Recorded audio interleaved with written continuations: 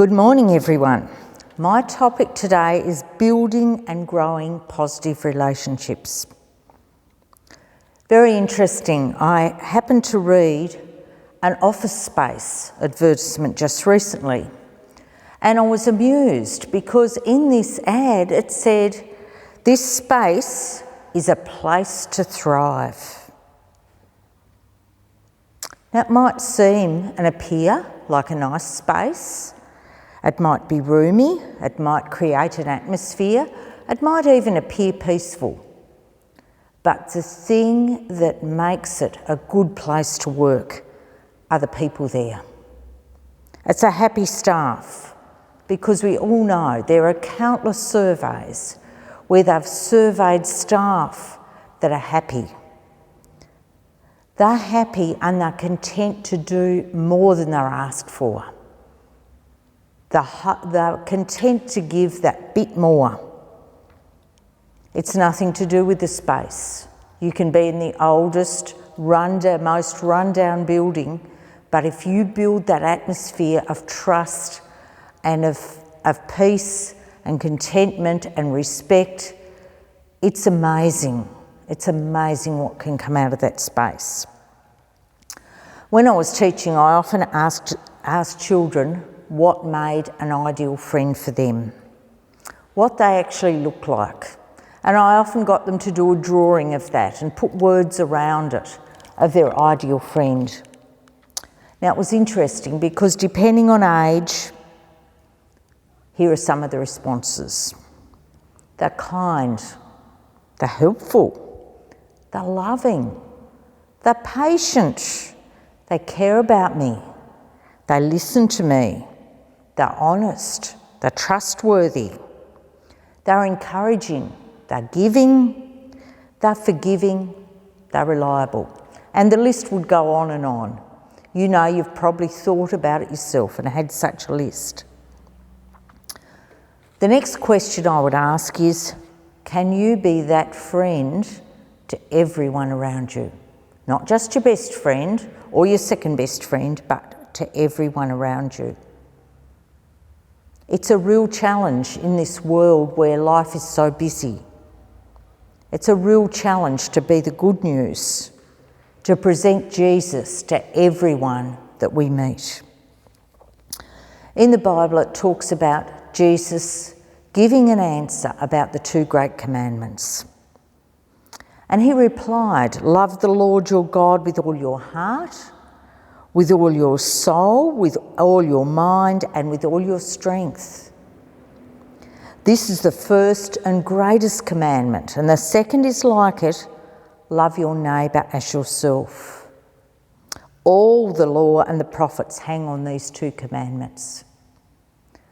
And I would hesitate to say that everything that we do, if we want to be positive and have an effect for Jesus, everything should hang on these two commandments. Who is our neighbour? I've often thought it's the one where God brings a divine appointment, where God actually makes you meet up with someone. I've had meetings like that with people I haven't thought about for years, and suddenly you see them and you know it's God. You know for them to be at that place at that time, exactly when you were there, it is God. And you don't miss an opportunity. Heidi Baker, who works in Mozambique with the poorest of children, was asked, how do you get people saved? Because there is a huge following over there, a huge Christian following for her work. And she said, you love them one by one. One by one. You don't have to go out there and run around a room showing everyone love. The person that is in front of you, you love them with all your heart. I'm going to read from Colossians because Colossians is such a great book. Colossians chapter 3. And it talks about the things, first of all, we shouldn't do. Then it talks about the things we should do. But now you must rid yourself of such things as these: anger, rage, malice, slander, and filthy language from your lips. Do not lie to each other, since you have taken off your old self with all its practices and renewed your knowledge in the image of Christ. And then down to verse 12, it says this: Therefore, as God's chosen people, holy and dearly loved, clothe yourself with compassion, kindness, humility, gentleness, and patience. Bear with each other and forgive each other if you have a grievance against anyone. Forgive as the Lord forgave you. And over all these virtues, put on love, which binds them together in perfect unity. The golden rule, you see, people, is love. The golden rule, the thing that we should do most of all, is love. I was thinking of some attitudes, and I called them my beatitudes. The things we should do when we meet someone. It may be someone new, but it may also be someone that we've known for some time. The first obvious thing is be pleased to see them. Be pleased to greet them. Be genuine and real in that. Now, these 12 have no particular order. They're just things that came to mind. The second one, be empathetic. That means truly caring and walking in their shoes. It was interesting when I was teaching at Smithton, another story. We came up to Launceston for a school trip, and they were a grade 6 class, and we had lots and lots and lots of fun. We went to heaps of places, lots of things. The last afternoon we had a visit to City Mission, where we were spoken to by the person in charge. We could go and speak to the people who were staying there. We could see how they had to live. And when those kids came home, the first thing they said, when I said, what was the most significant thing for you on that trip? They said it was their visit to City Mission. And they came up with a plan to raise money, that money could be sent to City Mission for Christmas presents for everyone that was there. And I was so touched, and I realised that that's the thing that actually makes people happy. It makes people more content, it makes people feel worthwhile if they're giving into the life of others.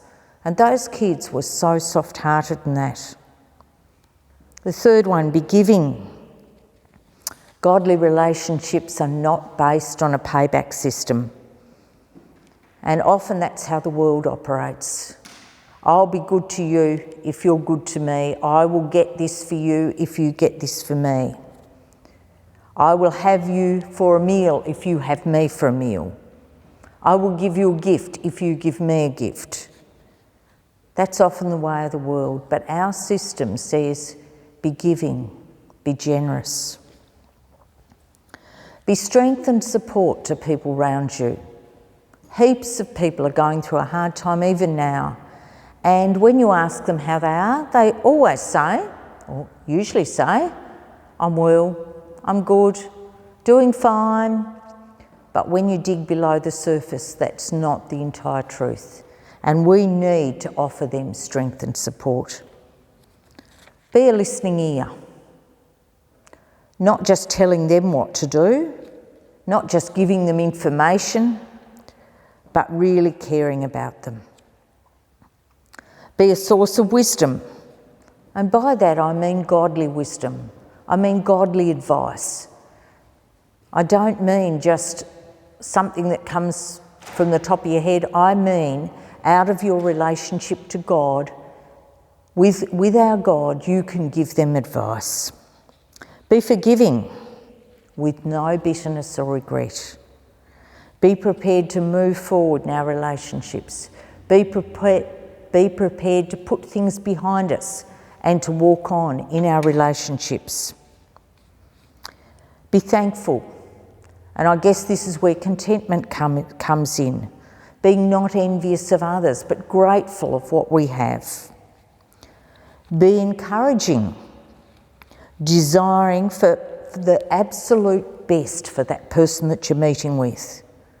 Desire the absolute best for them, not just pandering to every need, but wanting them to have the absolute best.